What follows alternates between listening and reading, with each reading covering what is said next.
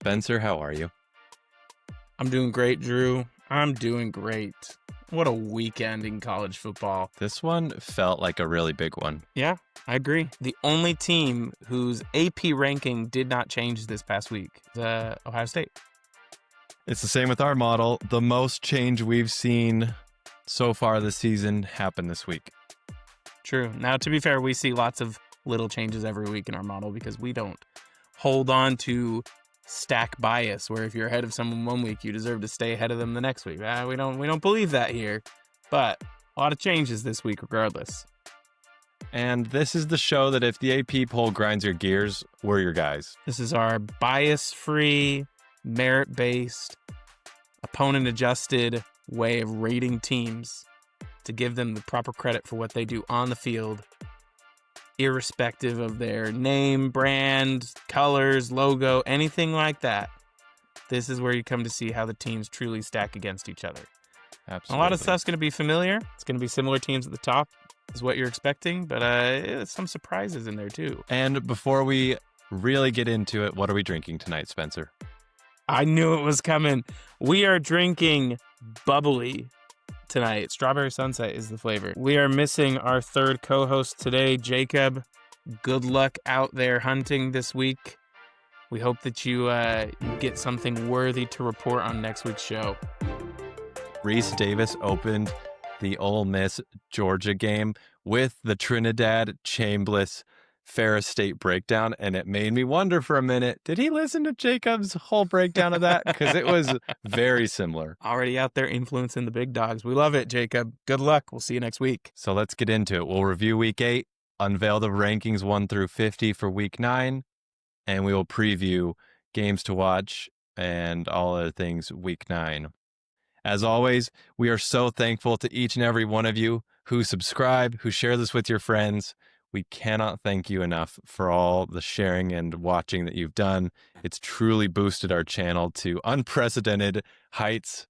We could not have expected to see this much growth this quickly. So thank you, thank you, thank you. Subscribe if you aren't already. Okay, Week 8. Games to watch. The model this week went 7 for 8 in identifying competitive games. So we're going to go through these games one by one. But again, season total of 72% accuracy in identifying competitive games. So if you're not watching this show, you are missing some banging games.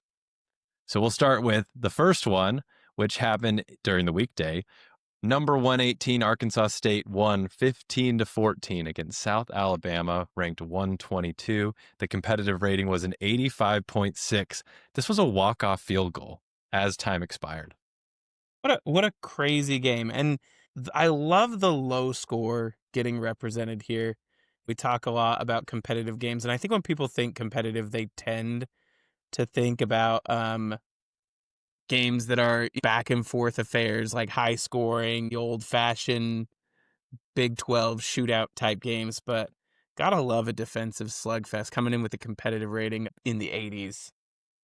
And when I was watching this, I realized that Butch Jones is the coach of Arkansas State. I wondered where he had ended up after being let go from Tennessee.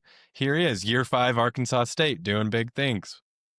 And this is an Arkansas State team, too, that took Iowa State to the wire in Jonesboro when Iowa State came to town. So they're nothing to scoff at. But, man, South Alabama, just the worst luck so far this year. They are winless in league play. They have a 2-point home loss to Tulane. Now they have a 1-point home loss to Arkansas State. They lost by only a score at Troy last week. And they played Auburn pretty well, too, 31-15. I know Auburn's not exactly the marquee SEC name right now, but South Alabama has just had miss after miss after miss. It's got to turn around for them soon. They've got a very winnable game we'll actually talk about in our games to watch later on in the show. Number 133 UTEP went to 132 Sam Houston. This game had a competitive rating of 81.6. UTEP pulls away late, 35-17. Yeah, this is something you'll see a couple of times, actually, of games where the margin in this game is bigger than a game we'll talk about in a second that had a lower competitive rating. And it's because UTEP had late scores. This game was close through the better part of the first 3 quarters until UTEP pulled away, really mostly in the fourth quarter there. So you'll see that happen a couple of times as we go through these games. Number 84, Delaware, went to Jacksonville State. Jacksonville State takes care of business, 38-25. This was our one miss of the week. The competitive rating was a 63.6. You can't help but wonder if the FBS is starting to get to Delaware. It's their first year in the FBS, coming up from the FCS level. They've been doing really remarkably well, but it feels like the strain of an FBS schedule is starting to get to them. We talked about this same thing when we've seen group of 5 teams move into power conferences. Well, it's the same transition here. We see that a lot, even with good teams. You get to week 9, week 8, you play 6, 7, 8 games, the depth wears out. It gets tougher and tougher to win these games against relatively competitive teams. Speaking of that, number 25, Washington, goes to number 26, Michigan. Michigan wins 24-7. The competitive rating is an 89.0. This game was close till the very end. Yeah, Michigan, another example of late scores, running up the score. This was tied 7-7 through the third quarter until Michigan started putting on some late points, but very competitive game. Washington has a solid offense. They can put up points. Michigan holding them to 1 score, including blanking them in the second half. Big win for the Michigan defense this week. Number 131, Akron, goes to number 124, Ball State. The final score was 42-28. Ball State wins, a competitive rating of 80.6. This game had a delay. Delays really mess up games. I mean, it seems like that to you, right? Correct. Same with that Notre Dame Purdue delay. The game was close, and then it kind of changes once you resume play. Number 92, Texas State, went to number 86, Marshall. This was the game of the weekend, arguably. Marshall wins 40-37 in double overtime, a competitive rating of 86. Number 12, USC, goes to number 11, Notre Dame, and Notre Dame wins 34-24, competitive rating of 82.6. This was a competitive game. The Trojans really did have chance after chance, but they could not capitalize. This is actually something where our model, to me, isn't showing how dominant Notre Dame was. It felt like they won by 3 touchdowns. Number 17, Utah, went to number 10, BYU. The Holy War, as always, a 1-score affair. BYU wins 24-21, a competitive rating of 88. This means that 20 of the last 25 meetings between these two teams were decided by 1 score or less. A little deceiving here. BYU had a 10-point lead until Utah got a late touchdown and then failed to convert an onside kick. But regardless, that game was close. They were trading leads into the third quarter and fourth quarter. And this game had stakes get attached. We joked last week that the winner of this game would get the opportunity to get clobbered by Texas Tech. Yeah. Texas Tech goes out and loses to Arizona State. I'm sure anyone who's a follower of the show is curious where all these teams shake out. We cannot wait to reveal it. But as a result, this game kicks off with way higher stakes than either side probably expected to. So I think that even upped the intensity of an already intense rivalry, which I argue is one of the top in all of sport. Yeah, we thought the Big 12 would be Texas Tech +1 in the title game. It looks more wide open than ever. I love how much parity there is across the sport this year, too. Just a shout out to every conference right now. No clear favorites. Even in the Big 10, there's a clear top 2, but I don't know that I could comfortably pick who's going to win if those two meet in the title game. In a one-game scenario, you never know. These are the 4 teams that fell out of the S&D 50 in Week 9. At number 62, down 16 spots, we have South Carolina. At number 57, down 20 spots, Baylor. At number 55, down 40 spots, Memphis. And at number 53, down 26 spots, Nebraska. Each of these teams had a loss. South Carolina lost to Oklahoma. Baylor lost to TCU. Memphis lost to UAB in a shocker. And Minnesota beat Nebraska. I was so excited to talk about how Memphis lost to the Fighting Trent Dilfers until I remembered that Trent Dilfer's not even the coach at UAB anymore. He is not. And that's the head scratcher. UAB is good? Question mark? I have no idea. Look ahead game, question mark? Who knows?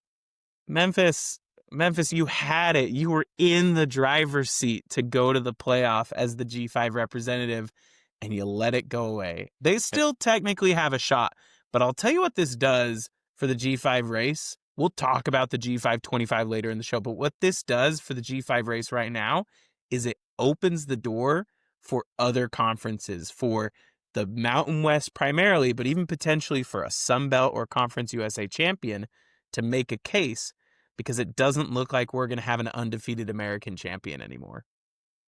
The G5 is a brutal life. We have our top 25 coming up at the end of the show. Our honorable mentions for week 9. These are the teams who did not make the S&D 50 in week 9 that we still want to talk about. Number 92, Georgia Southern, up 11 spots, beats Georgia State 41-24. This was awesome. I don't actually know a lot about these two teams, if it's truly a rivalry, but man, Georgia Southern, not State, beating Georgia State, not Southern. This game was actually close. It had a competitive rating of 81.6. So had this Sheesh. been a game to watch, this would have been a competitive game hit.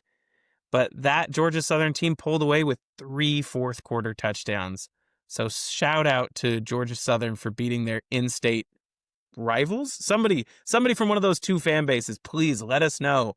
Are Georgia State and Georgia Southern truly rivals, or do we just all associate them together because they play in the same conference? Marshall, we called it out earlier, game of the week against Texas State. They win 40-37. Marshall on the rise. Utah State at 72 wins against San Jose State 30-25. This one you had to watch till the very end to make sure that Utah State could hold on, but they did, and here they are at 72. Troy at 64 beats our beloved UL Monroe Warhawks 37-14. Troy played Clemson close. Troy last week played a heck of a game comeback against Texas State. Texas State on the wrong end of these. Troy on the rise. Yeah, Texas State really did get the short end of the stick here. We don't have an honorable mentions for teams that lose and lose frequently. You could throw Arkansas on that list with honorable mention for not being able to pull it out in the end. And Stanford at 63, up 22 spots, beats Florida State 20-13. People are laughing at Andrew Luck a couple weeks ago when they did that clip of him riding his bike, saying, what's he doing at Stanford? I don't think we're laughing anymore. Yeah, and Stanford, they're 2-2 in conference play. I don't know that 2 losses in the ACC is enough to get you to a title game, but they also have 2 non-conference losses at Hawaii and at BYU, the latter of which was just a romping. But they've come alive in ACC play now. All right, the S&D 50, week 9. At number 50, down 19 spots, we have Mississippi State. They lose to Florida 23-21.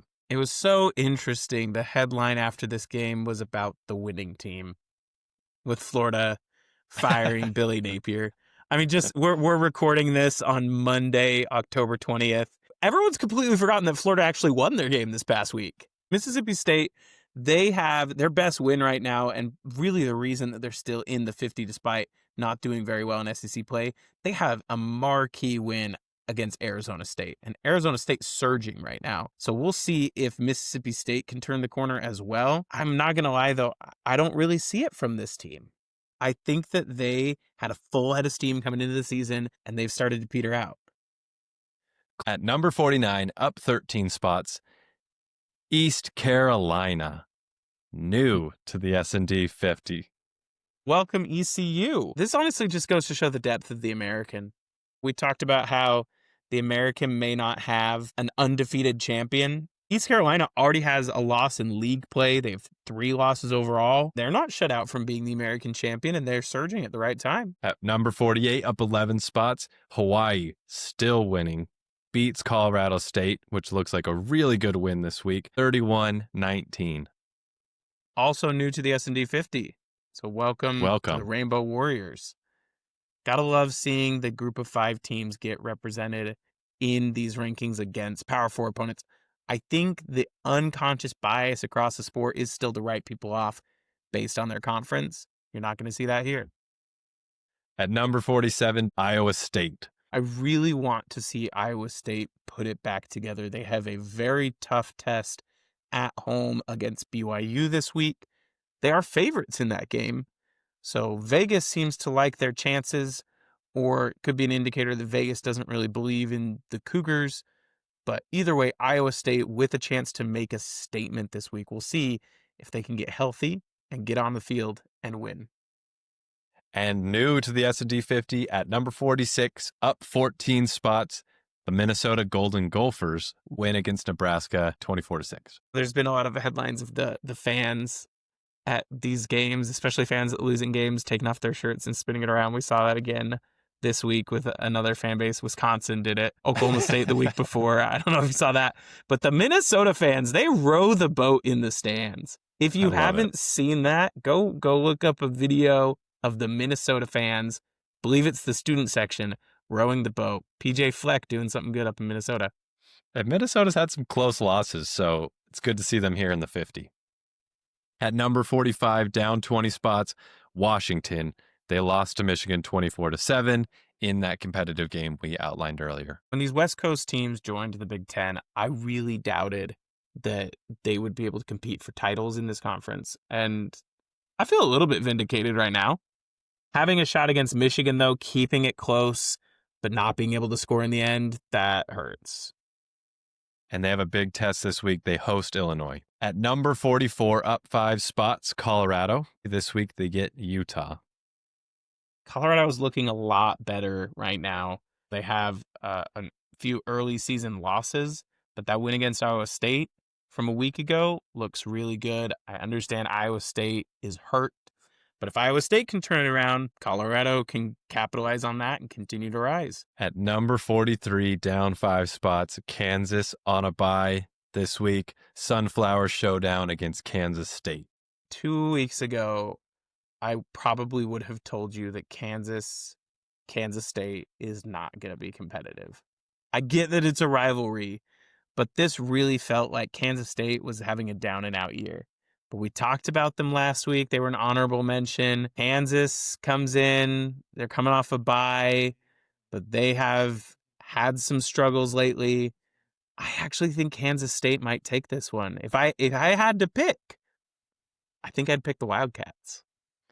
At number 42, down 18 spots, UNLV. They lose to Boise State 56-31. This week, they're on a bye. Brutal loss for the Runnin' Rebels. We had them pretty high last week in the Week 8 rankings, and Boise State knocks them off and shows that they are not down. UNLV still has the chance to put together a season to be proud of here. Obviously, as a group of 5 team, there's that one playoff spot that you got to split between, feels like 100 schools. UNLV has the chance to do a lot of work and could actually set themselves up for a rematch in the conference title game. At number 41, up 1 spot, Iowa beats Penn State in a very exciting fourth quarter, 25-24. This week, they have Minnesota. How wild is it that Iowa beats Penn State and only moves up 1 spot?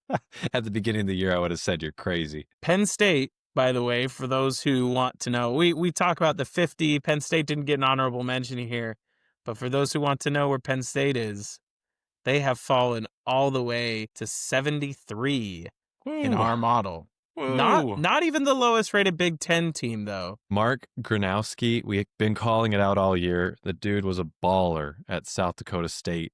He is coming into his own right now. Stuff you have not seen out of Iowa in a very long time. At number 40, down 6 spots, Duke loses to Georgia Tech in a hard-fought game, 27-18. We called out Duke, Georgia Tech, and Louisville, Miami last week as these matchups between 2 undefeated teams and 2 teams really looking to threaten. The 2 games went 2 completely different ways, but both were close. Both were fun to watch. We'll talk more about the other game later, but Duke, what a heartbreak, man. So sad. Really getting their act together after the Tulane game, coming into ACC play saying, we've got a shot at this. We could really run at the ACC title. Now, first league loss. There are 3 undefeated teams remaining in the ACC. They're not out of it, but that is a disappointing result if you're a Blue Devil faithful. At number 39, up 9 spots, North Texas gets right. They beat UTSA 55-17. Just coming back to clobber them. I think North Texas could probably run the table. That USF game was hard. That hurt. They let that get away from them. It should have been much closer than it was in the end. But their hardest game remaining is Navy. Navy's good. Don't get me wrong. Can But- Navy score at this clip? Right. The other thing I'll say about Navy is they play North Texas on November 1st. You know who they've got on November 8th? Notre Dame. Could they be looking ahead? Could that be an opportunity for North Texas to take advantage of Navy's schedule to catch them off guard?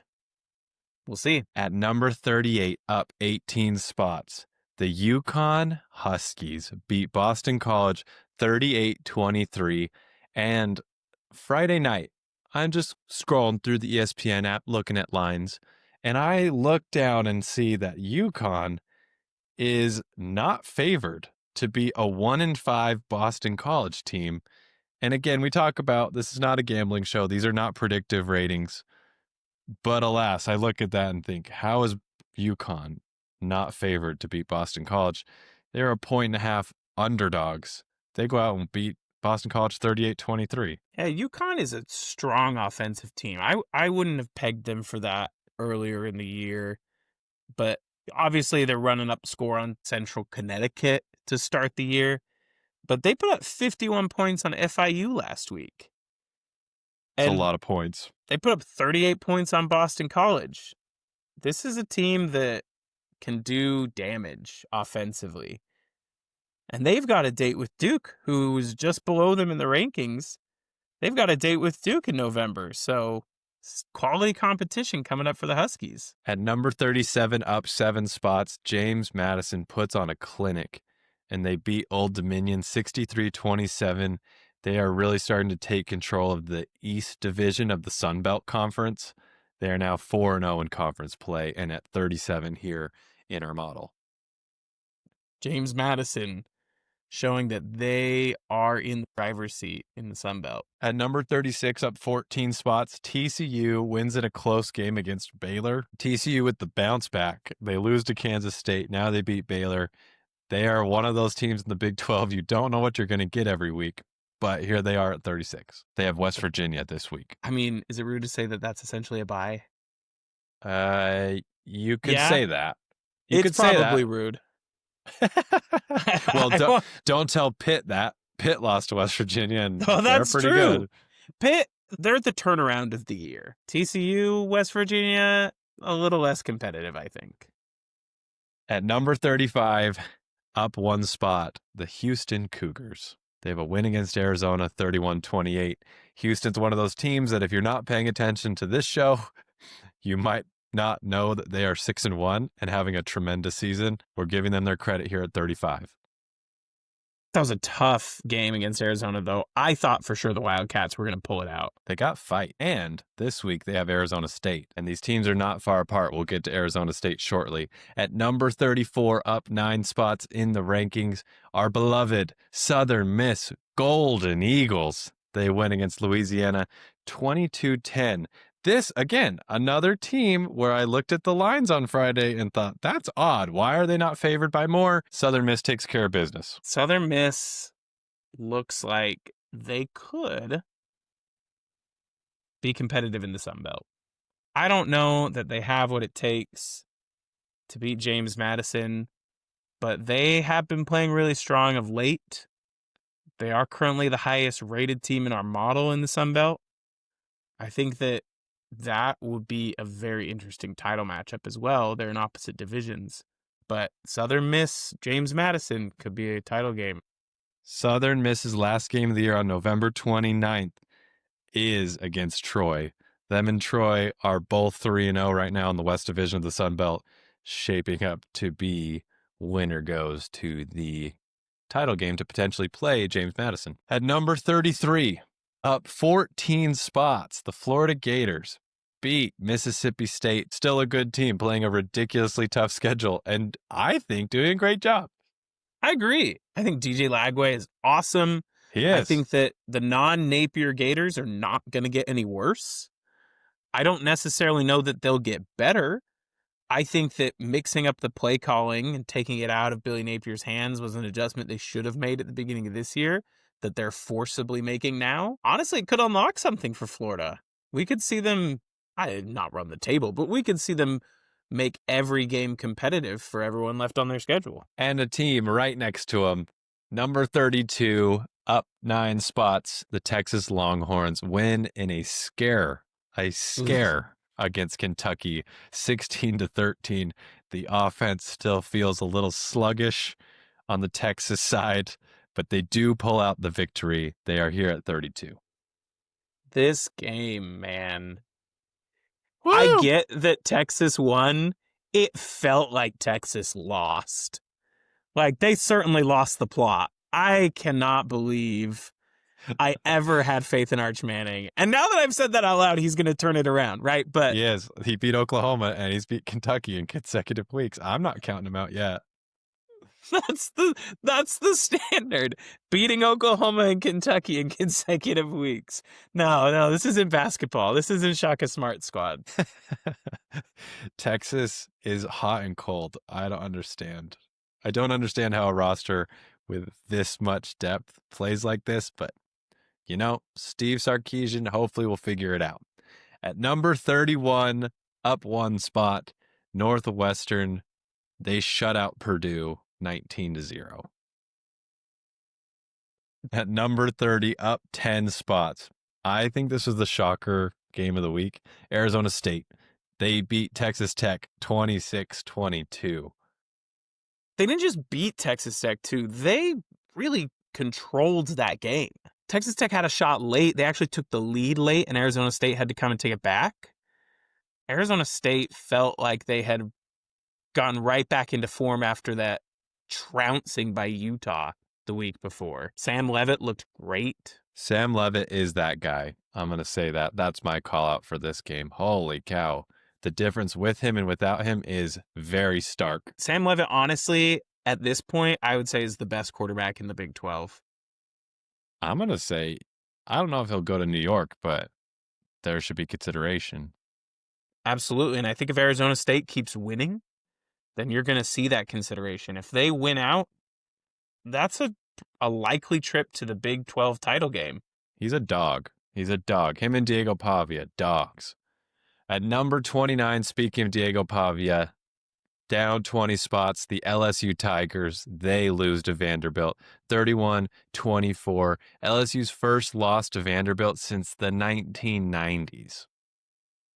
And you know what the difference was? Vanderbilt scored more than 24 points, something LSU hasn't been able to do at all this year. It's true. That offense, I don't know what it is, too. It feels like LSU should be so much better than they are, but they're not. It's confusing. They're like Texas. They have this roster that you look at, and on paper, you'd say they have to be better than this. They have to be. They were a top 10 team in our model last week. At number 28, down 15 spots, Tennessee. They lose to Alabama 37-20. Man, that game was super competitive until right before the first half ended, I should say. It's essentially a 14-point swing. That pick six with zeros on the clock for Alabama, that's a play that Tennessee should have put in their end zone. Instead, Alabama sends it back the other way. That I knew Tennessee was not going to come back and win that game after that play. I didn't watch any of the second half because I knew there were other games on that were more competitive and more interesting, and I knew that Tennessee was not going to be able to come back there. Just demoralizing to have that happen. And this is twice now. Tennessee loses to Georgia and Alabama. They put up respectable fights for a majority of the game, and then they fall apart. But I will say, Josh Heupel and that team are still good. You do not want to play Tennessee. That's why they're here at 28. That's true. And Tennessee's next game, Kentucky. winnable?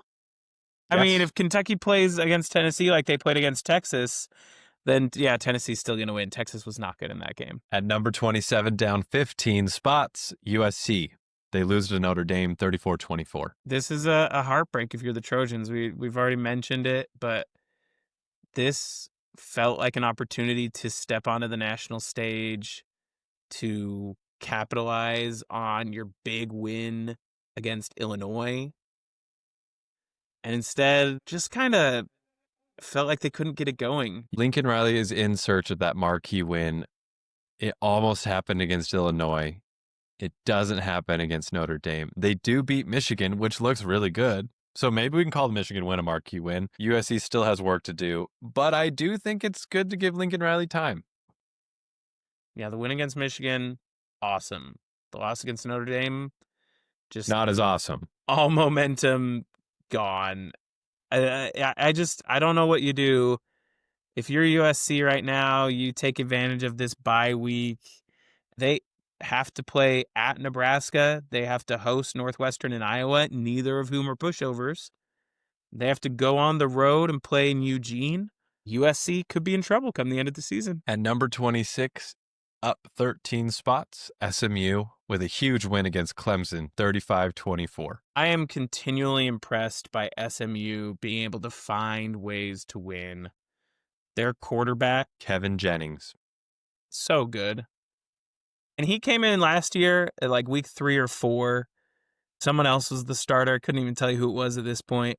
And Kevin Jennings came in, and that SMU team was different for the rest of the year. That was the playoff team right there. I don't know that they have a very viable path to the playoffs unless they win the ACC title game, but that feels super doable right now.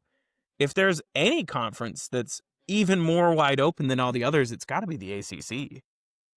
At number 25, that's right, still ranked in the top 25, down 8 spots, the University of Utah. They lose to BYU 24-21.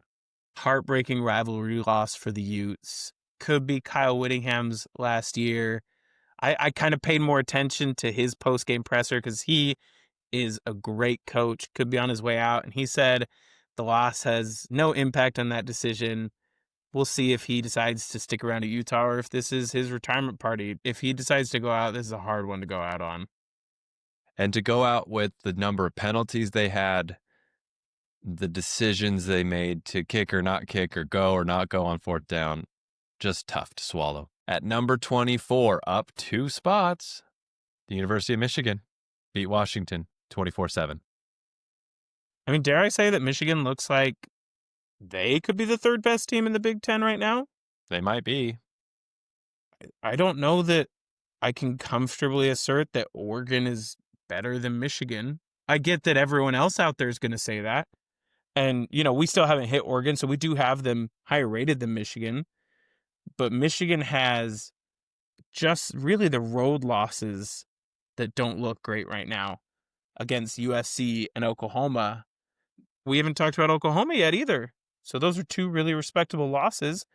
And their schedule the rest of the way, super winnable before a date with Ohio State to end the year like always in the game. I think Michigan could be spoiler for Ohio State in some way. They could be. And when you have a true freshman quarterback, I do think there's growing pains and it takes time. And it's nice to see them getting on track with the big win against Washington. At number 23, Navy. They did not move at all, stayed at 23. They are on a bye. Navy not ranked in the AP poll. They have FAU this week. Now, they stayed in the same spot. They got a little bit of credit added to their rating. Those of you watching on YouTube can see this. Their rating landed at 54.92, up 28 points from last week. At number 22, up 8 spots, South Florida. They beat FAU 48-13. Asserting their spot as the driver in the American come the South Florida Bulls. They've got a convincing win against North Texas. That early season win against Florida is starting to look better and better because Florida hasn't fully collapsed. The loss to Miami, not great, but also honestly doesn't matter at this point because that's not going to have any implication in whether or not they make the American title game. And at the very least, it's a feather in their cap to say, hey, we played Miami and we beat Florida. And as long as Miami doesn't outright collapse, South Florida looks better because of that game happening at all. And speaking of Miami, at number 21, down 14 spots, here are the Miami Hurricanes with a terrible loss to Louisville, 24-21. Spencer's Louisville Cardinals. Miami beat by an interception picked up off the grass by mere finger strength I to know. ruin the chance at an undefeated season for Miami. If that replay wasn't so dang crystal clear. When's it ever that crystal clear, by the way? It's insane. You had that Virginia Tech Hail Mary that had zero chance of getting overturned because there was no angle or clarity. This one, we have perfect clarity. If that thing even got close to a blade of grass, you know that thing is getting overturned. It I didn't know. because it's in 4K. This is the best, like this easily the most acrobatic interception since that Oklahoma State pick from like 10 years ago where the guy caught it flying through the air as he's going out of bounds and just lateraled it back into the field of play to the other defensive back. This gave that same vibe to me. Drew, do you want to know how many picks Carson Beck threw for in this game? 4 on the stat line. 4 on the stat line. He had a 5th pick that was called back because of defensive pass interference. But the funniest thing I saw from this was somebody reported out what his completion rate was for the game. And then they said 4 of those were to the other team. Georgia's probably happy with who they have at quarterback. That's what I'll say. Yeah, we haven't even gotten to those Bulldogs yet, but I agree. At number 20, up 8 spots, Virginia. They beat Washington State 22-20. I said this last week. Play the clip. Virginia better be about their business because Washington State plays no games. Washington State was a 17.5-point underdog. Just nuts.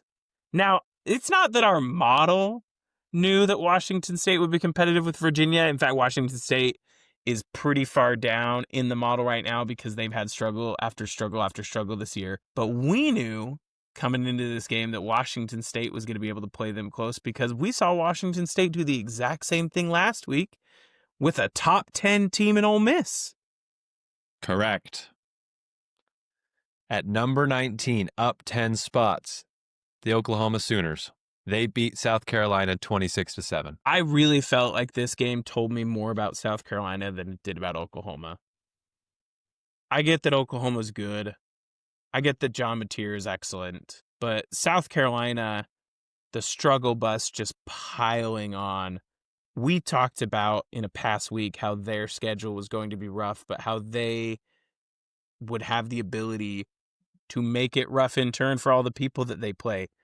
And we rattle off a list of them. A bunch of top 10, top 20, top 30 teams. Oklahoma, one of them. Oklahoma comes in and put away South Carolina at home. Big win, big bounce back for the Sooners after losing to Texas. And you know what? It only gets tougher, though. It does. It's the SEC. And that's what I'd say about South Carolina, too. It's just tough. You have to keep playing week after week. Good team after good team. At number 18, up 1 spot, Illinois. They are on a bye in week 8 this week. Like we called out earlier, they have Washington. And here's your other Big Ten team ahead of Michigan that is not named Indiana and Ohio State. At number 17, up 3 spots, the Oregon Ducks. They win against Rutgers 56-10. Very convincing. Rutgers, not a spectacular team. Our model has them down in the 80s, but Oregon putting together a masterclass. It's worth noting, though, for those keeping track at home, we've hit 17. We've got Oregon. There are no more Big Ten teams until you hit the Power 1, 2 in Ohio State and Indiana up higher in our ratings. The Big Ten is so top-heavy this year, and that second tier, Oregon, Illinois, Michigan, even Washington to a lesser extent, USC to a lesser extent, that second tier, very competitive with each other. UCLA is making a case for being included in that second tier. But this conference belongs to 2 teams right now. There are many Oregon fans in our comments asking why the Ducks are so low. The reason why is the model has not seen them play or beat anyone of significance because Penn State's not good.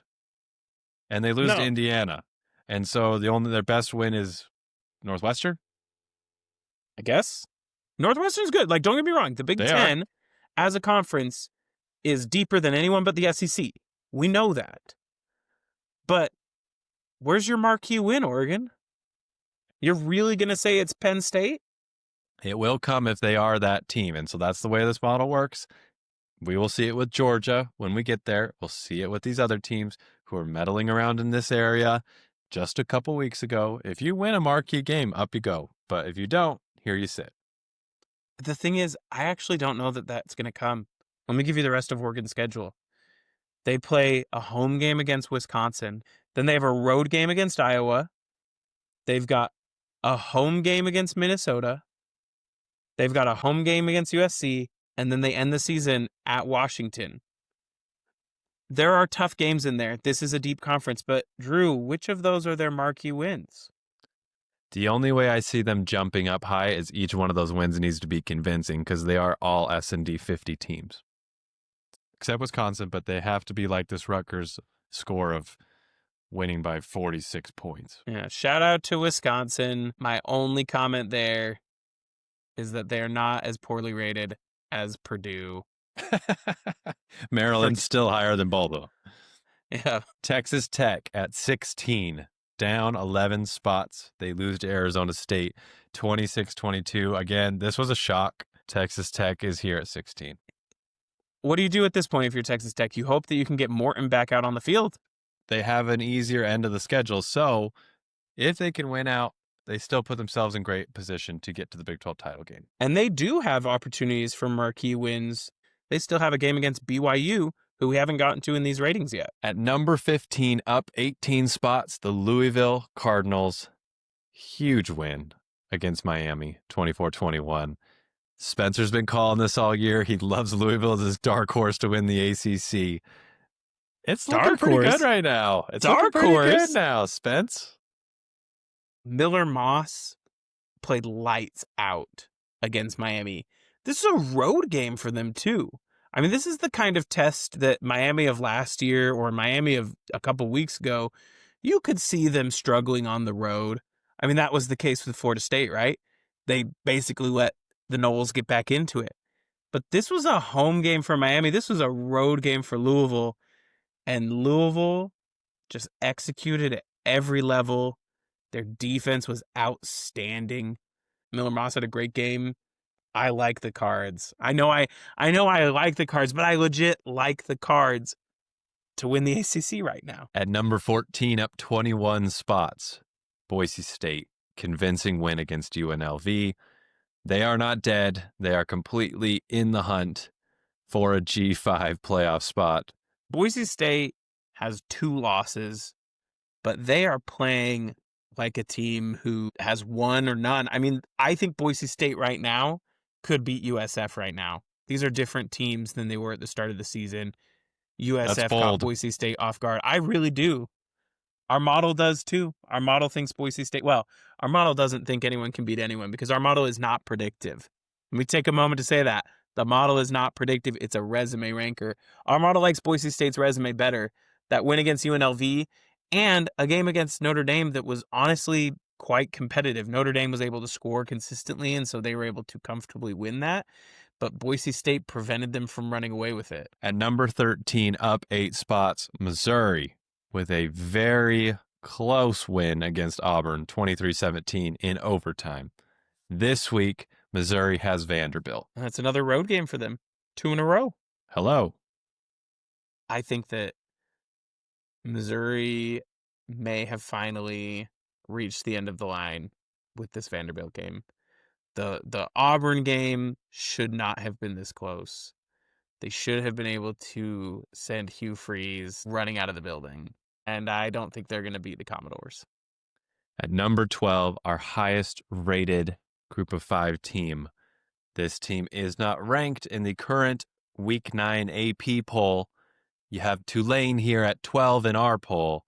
They beat Army in a game that would make your heart stop if you're a Green Wave fan, 24-17. I'll be honest, I don't necessarily know why Tulane is not ranked in the AP. They've got 2 Power 4 wins against Northwestern and Duke. Tulane's looking good. They have a date with Memphis in 3 weeks. So we'll see what they're able to put together for that. But that's their hardest game remaining. If they beat Memphis, they're absolutely going to be undefeated in the American. I don't think anyone else on their schedule is going to really put them to the test like Army did. Bad luck Army, who is a much better team than their schedule shows, who just cannot put it together since that win against Kansas State. I think it's going to be between them and USF. Number 11, up 3 spots, Cincinnati. Beat Oklahoma State 49-17. Cincinnati is number 21 in the AP poll this week. Believe, Cincinnati fans, believe it. You have a good team. Man, Luke Fickell has got to be kicking himself right now. He could have had something at Cincinnati. That team is good. They have a tough schedule. Baylor is this week. And then they have a road game against Utah, home games against Arizona and BYU, and then a road game at TCU. All of those are going to be tough in this wide open Big 12. Before we unveil the top 10, we want to call out, if you're watching on YouTube, you will see that there's an S&D rating for each team in the top 50. We release the S&D rating and rankings for all teams 1 through 136 on our Patreon page. That link is in the description of our YouTube channel. Go there, check it out. You can download our spreadsheets. If you're the type of person who loves to doom scroll a spreadsheet and see how teams moved 1 through 136, weeks 1 through 9 now, give that a look. The other thing I'll say before we get into the top 10 here is the very start of the top 10, your rating points aren't going to make any big jumps. The gap between Cincinnati at 11 and our number 1 team is more than 400 rating points. The gap between Cincinnati at 11 and our Mississippi State at 50 is also slightly more than 400 rating points.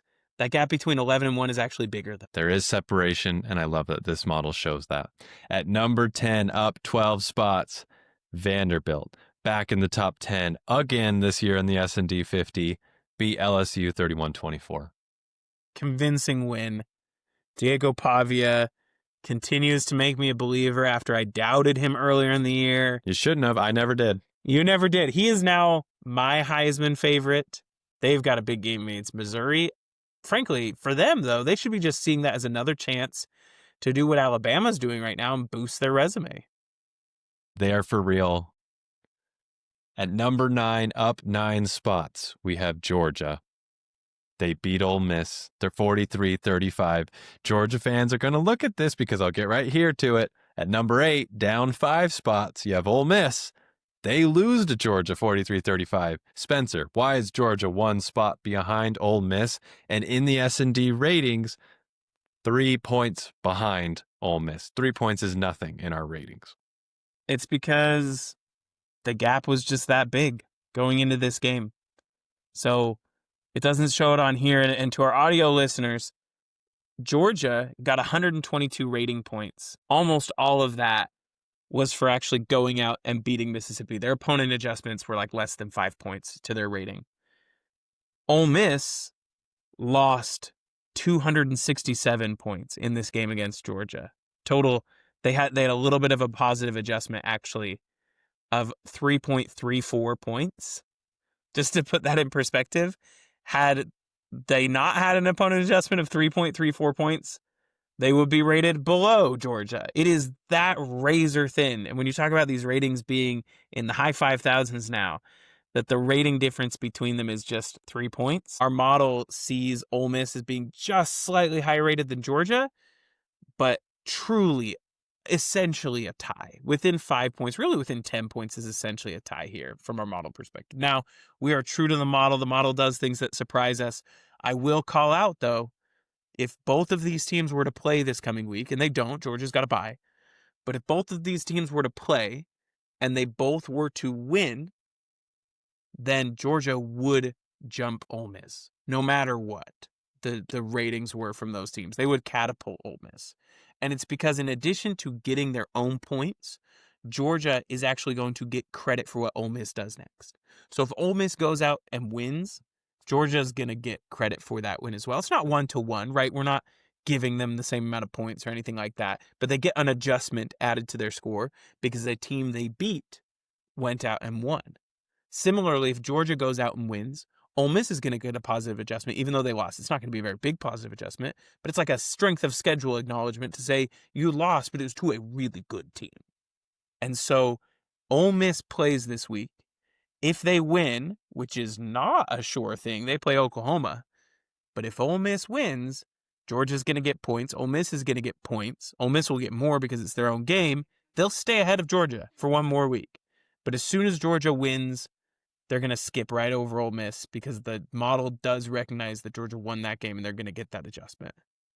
It just had to close the gap first. Great explanation. At number 7, up 1 spot, Georgia Tech. They beat Duke 27-18. Georgia Tech is dangerous. I love thinking about the fact that Georgia is probably going to be a top 10 matchup this year. Woo-wee. Just fantastic football. At number 6, up 4 spots, the BYU Cougars at 6. They beat Utah 24-21. This is probably more of a reflection on the Big 12 than it is on BYU. The fact that they're only 11th in the AP. And I've seen a bunch of power ratings. They're not even in the top 10. This might be our most shocking ranking of the week, but it's because we actually respect the Big 12. The model truly respects the Big 12. And BYU right now, the lone undefeated on top of that conference, they're looking really good. Bear Bachmeier said I'd give him a quick shout out here. Watching the highlights from that game, it's hard to believe that that's a true freshman, the way that he controls the offense and the way that he runs it. And, not a remarkable passer, but really stellar performance from a true freshman quarterback. I think the schedule only gets tougher for them from here, though. Utah was a big test, but they still have games against Texas Tech, Iowa State, and Cincinnati. So BYU, if they can win those games, they'll prove they belong where our model currently has them ranked. And when I watch Bear Bachmeier run, I can only see one person, and I know it's blasphemous to bring his name up, but that name is Tim Tebow. He runs the ball like Tim Tebow. I'm not saying he is Tim Tebow. I'm not saying he's going to win the Heisman. I'm not trying to overhype. I'm just saying the way he runs the ball with just that, tucks it under his arm, runs straight up the middle, barrels his way to wherever he needs to go. I love it. And for anyone listening, I'd love to see BYU pull out the jump pass. I think it's there for the taking, just saying. At number 5, up 6 spots, the Notre Dame Fighting Irish win against USC 34-24. Now this is our most, I would probably say, controversial take. People are hesitant about rating a 2-loss team this high, but Notre Dame looks really good. It feels like it's almost Marcus Freeman's MO at this point to lose early games. Win late. That loss against Miami doesn't look quite as respectable, I guess, because Miami lost to Louisville, but I don't really see Miami collapsing, so it's still a great loss. 1-point loss to Texas A&M looks fantastic right now. And Notre Dame is putting away teams like Boise State, USC. Just across the board, Notre Dame looks like they are a national title contender, not just a playoff team. Number 4, Texas A&M holds serve. They beat Arkansas in a nail-biter 45-42. It's a little bit deceiving. Arkansas got that late touchdown to pull it close, but Arkansas pushed them. Bobby Petrino looking for a marquee win to establish himself as the surefire hire for the Razorbacks next year. He's currently just the interim coach since they fired Sam Pittman.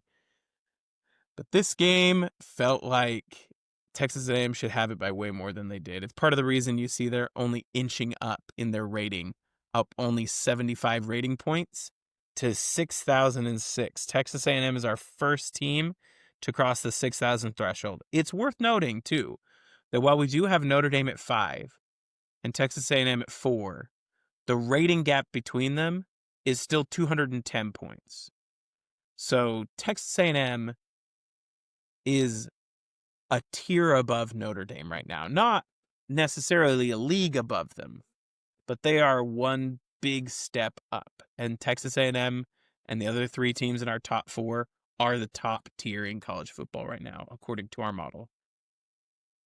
Our number 3 team, down one spot, Indiana, beat Michigan State 38-13. They are one singular S&D rating point ahead of Texas A&M, 6,007 to 6,006. If you want to get real sicko, it's actually 6,006.92 to 6,005.99. So Woo! they're actually only separated by 0.95. Incredible. Now, I will say Indiana at 3 is kind of funny because just a few weeks ago and all of last season, Indiana at 3 would have been insane. But the fact that we have Indiana at 3 and not 2, to me, may actually be our hottest take right now. And it's because while we love Indiana, there is one team our model loves even more. At number 2, up 4 spots, the Alabama Crimson Tide. They're back. They will beat Tennessee 37-20. The black hoodie of death is in full effect. And Alabama is the model's test case to show that the model's going to move you based on what you do one week to the next, but you've got the whole season to move right back to where you want to be.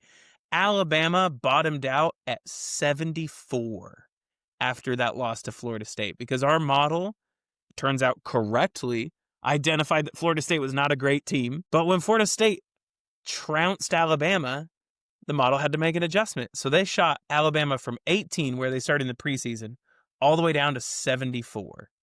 Florida State, meanwhile, took a huge jump up where they had started the season at 104. They jumped all the way to 49 over the same period. Meanwhile, Florida State peaked before they finally lost at 34th in our model. Alabama, meanwhile, let me give you the rank by week. Starting after that loss to Florida State, they were at 74th, 58th, 34, 26, 11, 6, 6 again after a bye week, and then 2. You can move in this model, and that's how it should be in college football. Alabama this week has South Carolina. We will see if they can continue to put it together, and if they do, they will keep rising. At number 1, as per usual, Ohio State.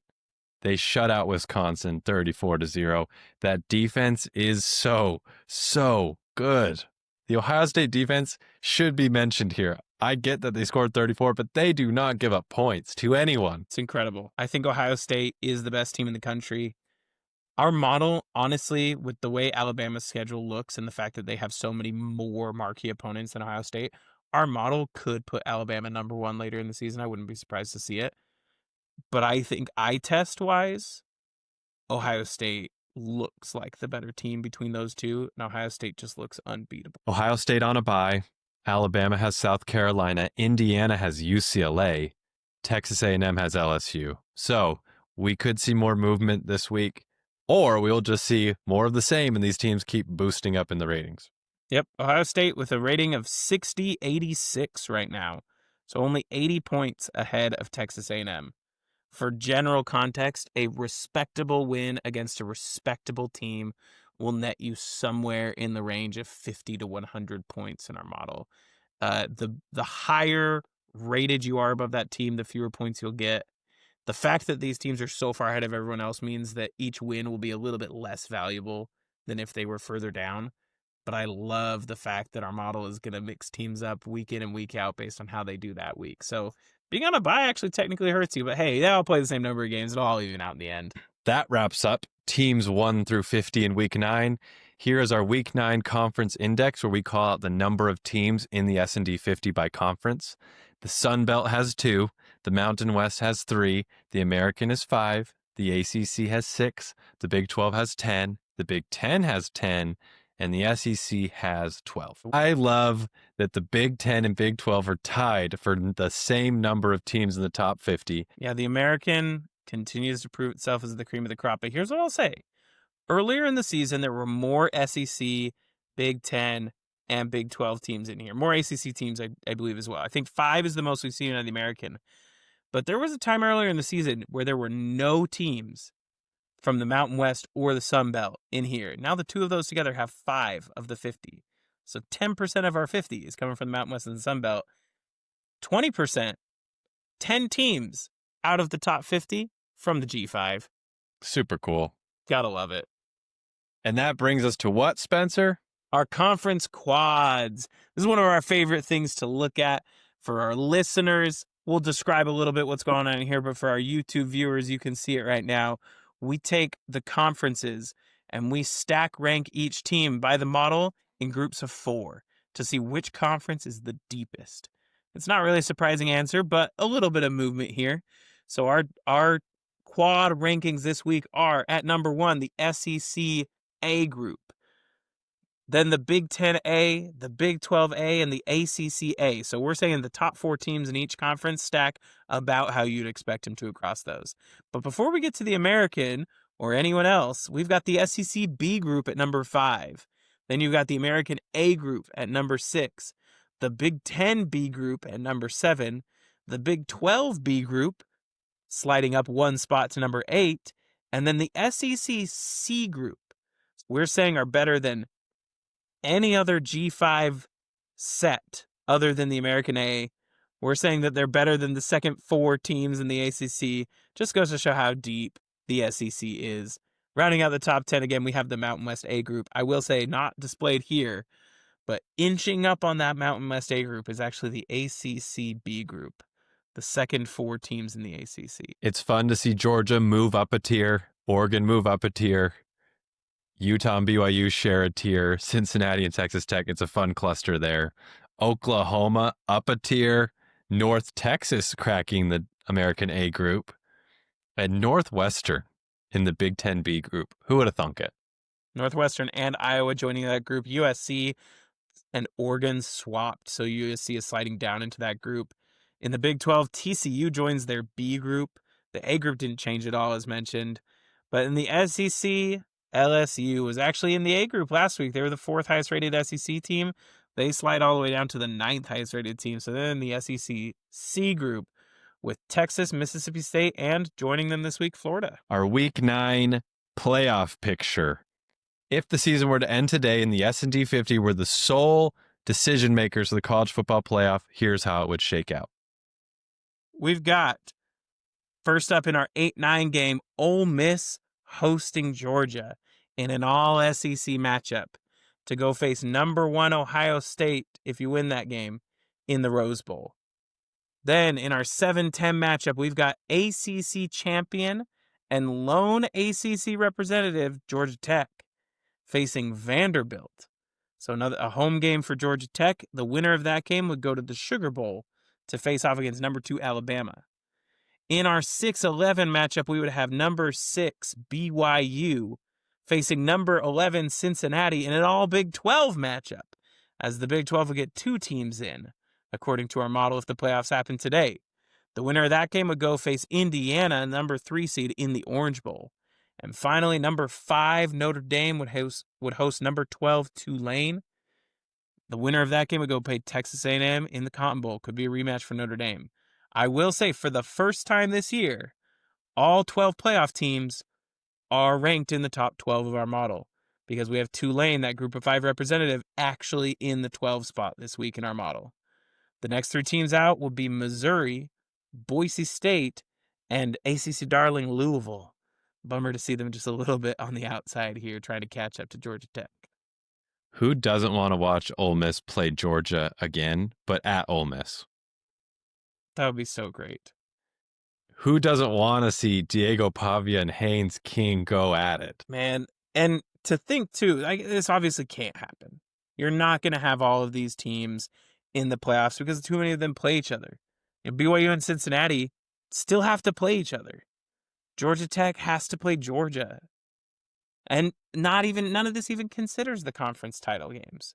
But I love looking at just how different this is than what you might expect. Alabama being at number 2 feels right. And it feels like where Alabama should be. They've been missing in this playoff picture for a lot of the year because of how we treated that Florida State loss. But other than that, it's good to see some fresh faces in here. No Miami, notably. Georgia Tech instead. Vanderbilt in the playoffs. Cincinnati in the playoffs. Cincinnati fans, you got something going. but I love it. I love to see these kind of mid seasons. This is not a projection. This is just if the playoffs happen today, this is how it would look. And some home venues you would want to see on TV in December. Oh yeah. Wow. Oh man. We talk about those north south games. This is the first like West Coast game that's not an actual coastal city. That BYU Cincinnati game. I don't know how Provo would be in December, but it's got to be cold. Freezing. This brings us to the S&D 50 Group of 5 Top 25 Week 9 edition. This lays out all Group of 5 teams in the S&D model in Week 9, 1 through 25, to show you just how competitive it is for that 12 spot in the playoffs.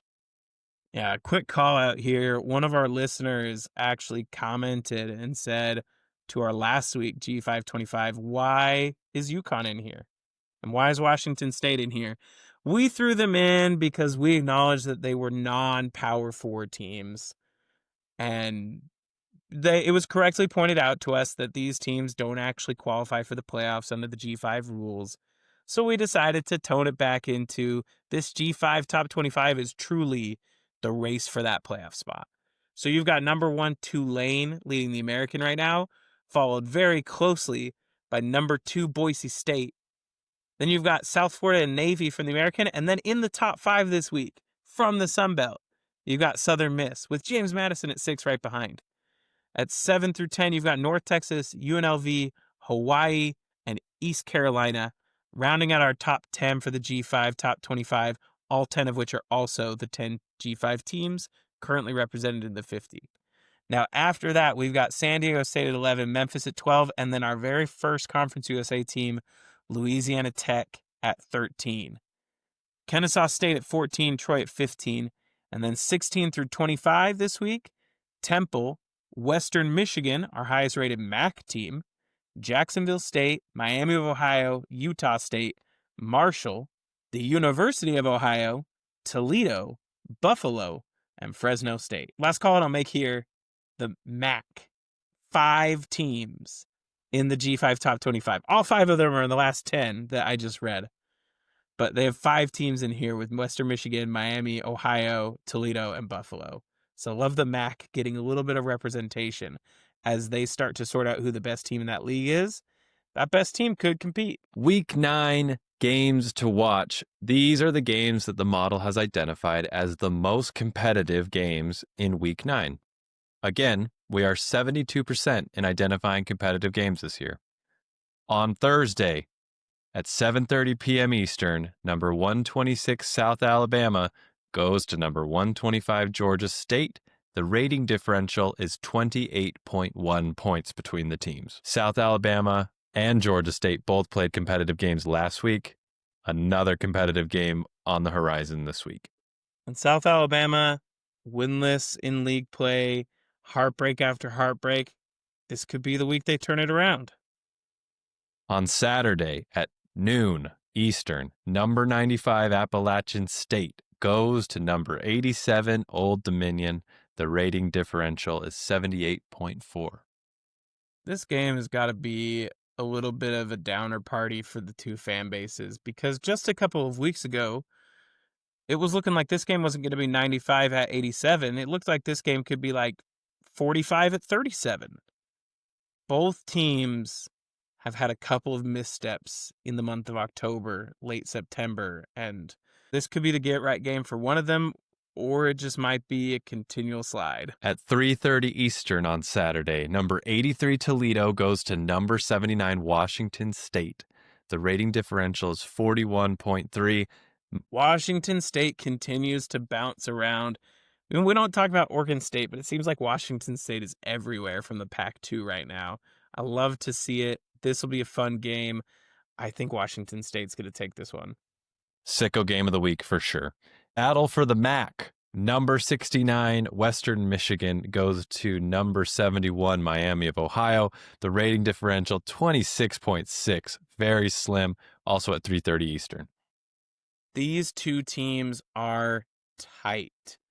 I think that the winner of this game wins the MAC. And I like Miami of Ohio as the home team here.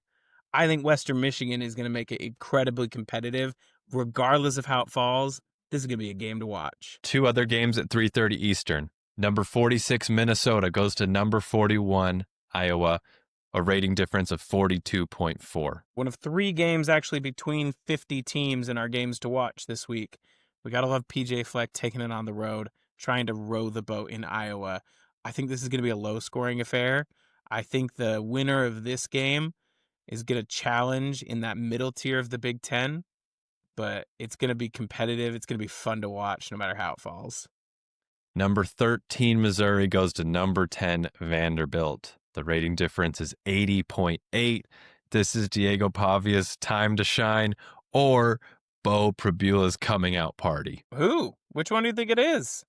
I lean Diego Pavia, but you know what? Because this is so close, we'll have to watch and find out. I think I'm with you. I have become a believer. I've always been a believer in Bo Prabula. I've become a Diego Pavia believer, and I do think that if it's just those two, I think Pavia has the edge. But we'll see. And we'll see if Vanderbilt can keep the good vibes at home going. At 7:30 Eastern on Saturday, number 109 Colorado State goes to number 114 Wyoming. The rating difference is 42.4. If you're a Mountain West watcher, this will be a good one. We love the Mountain West. We think Wyoming and Colorado State is going to be a fun game to watch. At 8 Eastern, Big 12 after dark.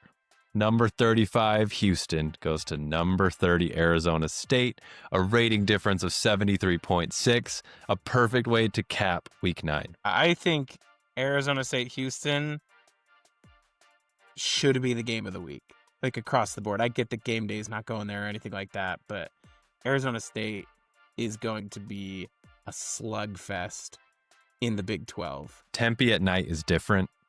It will be rocking. They will be ready for the Houston Cougars, but Arizona State better be about it because Houston is no joke. Absolutely. That brings us to the end of the podcast. Spencer, thank you so much for being here. It's a pleasure. I love talking college football. I'd do this all day if I could. I kind of do, but I would do it all day long if I could. So I love taking the time to talk through it with you, Drew. I enjoy this so much. Again, thank you to everyone who listens. Hit the subscribe, hit the like, share this with your friends. This is the poll you need to be watching if the AP poll makes you mad. And hey, if you want to support the show, you can not only subscribe to us on YouTube, like this video, like one of our other videos. Everything helps to help promote the channel, to get the word out there about the S&D 50. If you want to see the full 136, come find us on Patreon. Would love to have you join the community. Have a great week, everyone. Be safe. Enjoy these amazing games. We will see you next week.